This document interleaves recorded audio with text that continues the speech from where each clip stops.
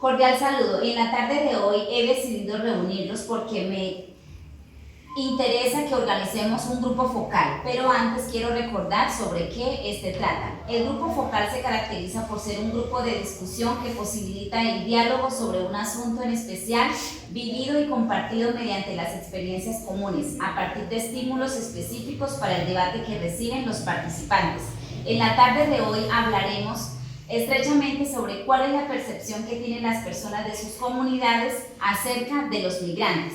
Por ello, he decidido reunir a varias personas que cumplen diferentes roles en mi comunidad para que hablemos de mencionado tema. Contamos con la presencia de la psicóloga. Gracias por la invitación. Mi nombre es Heidi Martínez, soy psicóloga y actualmente laboro en el ámbito educativo, familiar, social y de la salud. Contamos con la presencia del señor juez. Mi nombre es Hugo Zuluaga, me desempeño como juez primero municipal de Monterrey y es grato que me hayan invitado a este grupo. Seguidamente queremos conocer a la licenciada. Gracias, mi nombre es Viviana Martínez, soy dueña y directora de un colegio privado, un centro de educación inicial que se maneja entre la edad de 2 a 5 años. Y nuestra señora invitada, que es la agente educativa. Buenas tardes, mi nombre es Silvia Acevedo, me desempeño en el CDI como docente con la primera infancia. Muchas gracias a todos por participar en esta reunión que le llamaremos Grupo Focal. Señorita psicóloga, desde su rol como psicóloga, ¿cuáles son las actitudes de la comunidad hacia las personas migrantes? Gracias por la pregunta. Las actitudes hacia las personas migrantes acá en nuestro país, Colombia, principalmente ha sido la xenofobia. ¿Qué es la xenofobia? Es este rechazo, esta discriminación que le tenemos a estas personas simplemente por ser el hecho de que sean parte de otro país. Un claro ejemplo son los venezolanos. Desde su inicio, desde hace aproximadamente 3 años, se ha visto la actitud que nosotros, los colombianos, hemos tomado con estas personas migrantes. ¿De qué manera se evidencia? No brindándole un trabajo, tampoco brindándole una ayuda, un acompañamiento también comunitario. De igual manera no se le ha brindado una atención ni una intervención social ni psicológica. De igual manera no se ha intervenido de manera empática en diferentes roles, en diferentes campos, como es el campo educativo, el campo comunitario, el campo de la salud, el campo laboral. Entonces se ha visto y se percibe a estas personas como personas minoritarias, es decir, como personas que valen menos que nosotros, y también lo vemos de una manera desde nuestra actitud, que ellos nos reflejan una baja tasa de economía y de seguridad. Siempre he tenido la percepción que nosotros los colombianos, bueno, en nuestro entorno, se ha visto que estas personas reflejan una economía baja y que por ende también viene la inseguridad. Entonces siempre que nos vamos a referir a estas personas, no, es que son personas que afectan a nuestra comunidad, no debemos dejarlas vivir acá, porque nos las sacan, porque siempre que de pronto ellos pidan de nuestra ayuda, le minorizamos y le despreciamos esto que ellos nos están pidiendo. Entonces, en términos generales, es esta xenofobia que se está prolongando con estas personas y que también es como reflejo de que estas personas, como dije anteriormente, son significado de pobreza, son significado de baja economía y de inseguridad. Bueno, gracias por los aportes. Definitivamente tenemos que ser conscientes que muchas de estas personas migrantes efectivamente aquí en nuestra comunidad sí han hecho algunos daños, sí han causado, y ahorita más adelante de pronto desde la experiencia que tiene el señor juez nos podría contar y abarcar el tema, pero ellos en algunos casos, y no todos, se han tenido unos comportamientos que de cierta manera generalizamos y estamos pensando que son todos. Por eso el rechazo de nosotros los que somos residentes a estos señores migrantes. Aprovechamos la presencia del señor juez para que nos cuente cuáles son los principales conflictos en los que se ven envueltos los migrantes. Antes de abordar el tema es necesario señalar que no debemos estigmatizar cada tipo de población. Como decía aquí la doctora Heidi, ella hablaba de la población población venezolana, que es la que más abunda en el departamento del Casanare. Pero si nosotros nos remitimos al Chocó, al oriente antioqueño, vemos que la población migrante allá es diferente. Son africanos, son asiáticos, son latinoamericanos, todos en búsqueda de llegar a los Estados Unidos. Y durante el tránsito por Colombia es donde vienen a presentar ciertos conflictos con las autoridades colombianas y con la población en general en donde se estén desempeñando. Los principales conflictos a los que se ven envueltos son problemas contravencionales como la mendicidad, la droga, todo esto fundamentado en qué? En precisamente la necesidad económica con la que vienen al salir de su país, tener que dejar todo abandonado y vivir precisamente de la caridad de los distintos pueblos en donde van transcurriendo. A nivel judicial ya encontramos otros tipos de conflictos, aparte de la mendicidad, que es un problema ya evidentemente policivo. Podemos encontrar que estas personas migrantes buscan una estabilidad y encuentran relaciones sentimentales con personas colombianas. Relaciones que no van a durar mucho tiempo. Ellos buscan es una estabilidad económica, no tanto emocional, y por eso se presentan problemas abundantes de violencia intrafamiliar alrededor de todos estos números. El hurto es constante toda vez que aprovechan los supermercados, entran, se camuflan y empiezan a buscar elementos para su propia subsistencia o para revender y poder adquirir otros elementos que son necesarios para ellos. El atraco, lógicamente, el hurto, el atraco y la misma drogadicción, a fin de suplir la necesidad de alimento cuando carecen de ella. Entonces, estar en un estado tranquilo, la droga les da esa posibilidad de mantenerse más tiempo sin comer. Por otra parte, es claro que esta población se ve afectada directamente desde los gobernantes del país, desde el mismo presidente de la República y el Congreso de la República, que no han legislado sobre la situación de esta población y apenas están regularizándola con permisos permanentes para trabajar y para darles una posibilidad de que se desenvuelvan dentro de la sociedad colombiana.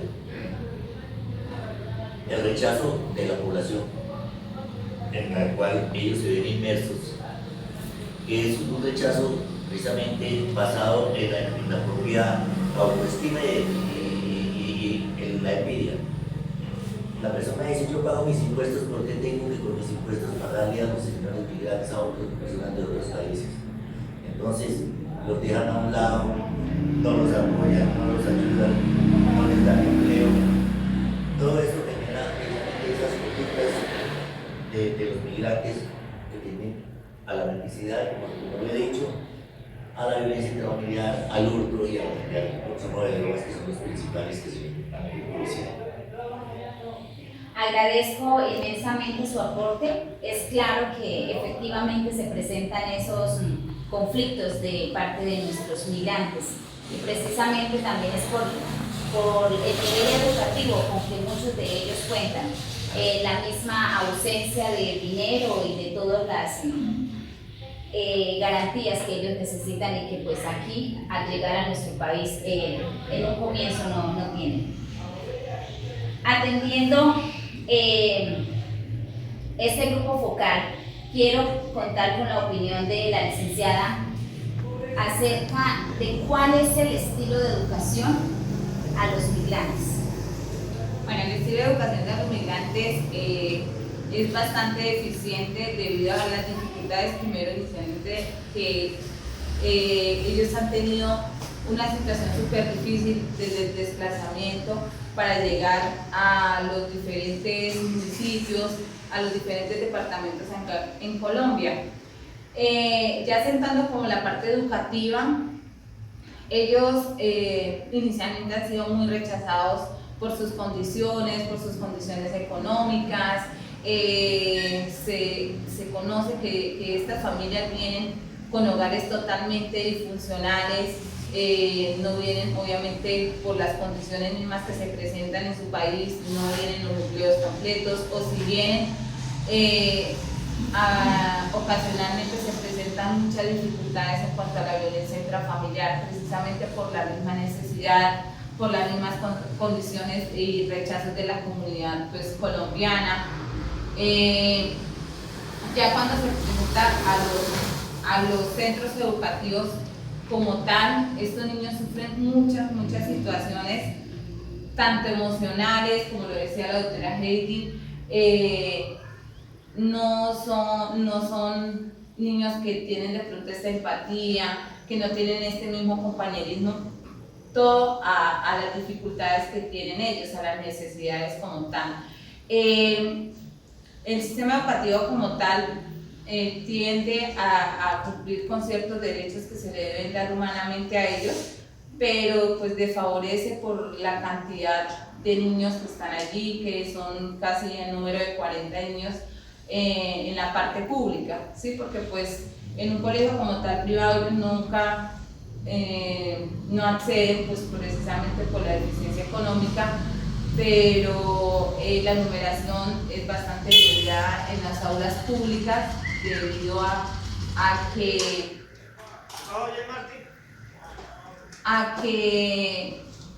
la cantidad no tiene la misma concentración educativa, no tienen la misma apreciación, no tienen las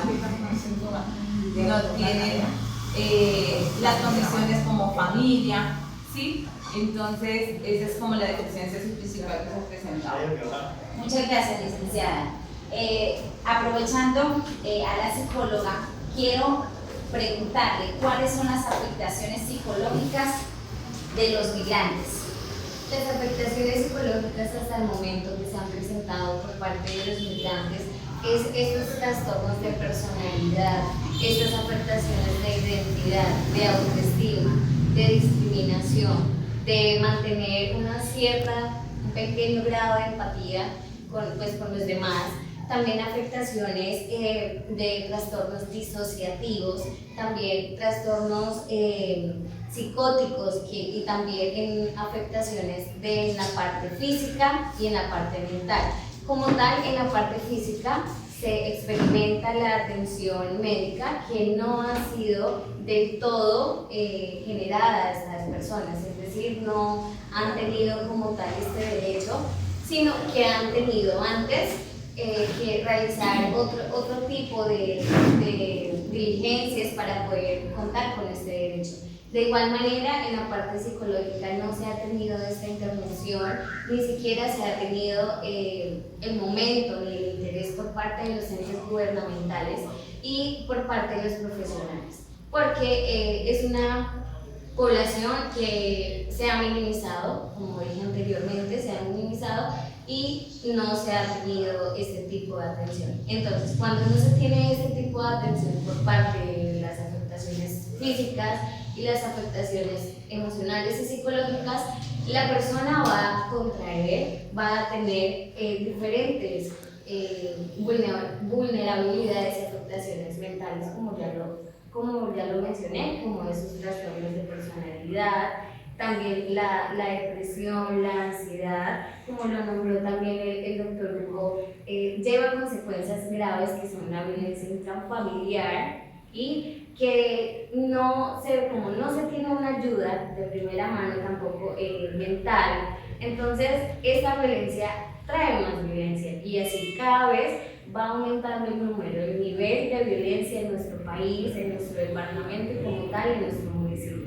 Pero en primer lugar debemos enfatizar que este tipo de atención psicológica, mental, no se está viendo beneficiada, no se está viendo favorecida, no está siendo desarrollada en este tipo de población. Es por eso que este tipo de población como tal y de manera individual buscan cómo refugiarse de pronto en otras personas, en otras familias, pero como tal que ellos reciban una atención y unos derechos que son merecedores de esos derechos, no los tienen. Entonces, por ende, estas son las afectaciones que tienen. No solamente los adultos, también se ve, como lo habló la licenciada Viviana, los niños, las niñas, los adolescentes y es muy enriquecedor que los padres, los adultos sepan de primera mano que desde nuestra niñez, desde esta edad de la primera infancia,